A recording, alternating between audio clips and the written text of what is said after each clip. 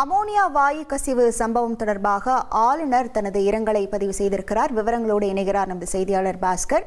வணக்கம் பாஸ்கர். ஆளுநரின் இரங்கல் செய்தியில் என்ன தெரிவிக்கப்பட்டிருக்கிறது? முழு விவரங்கள். இறால் பதப்படுத்தும் தொழிற்சாலையில நிகழ்ந்த துயரமான இந்த அமோனியா வாயு கசிவு காரணமாக உயிரிழந்தவர்களுக்கு ஆழ்ந்த இரங்கலை தெரிவித்திருக்கிறார் ஆளுநர் அருளேக்கர் அவர்கள்.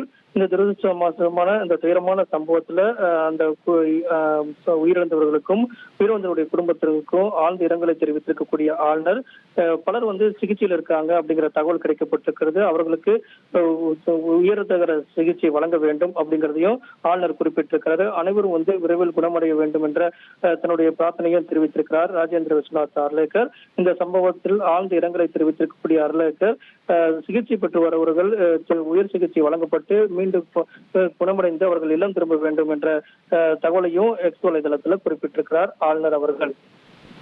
விவரங்களுக்கு நன்றி பாஸ்கர். இனி செல்லும் இடமெல்லாம் செய்தி.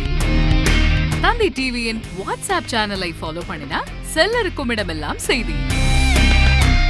இதோ QR கோட் இப்பவே ஸ்கேன் பண்ணுங்க, ஃபாலோ பண்ணுங்க.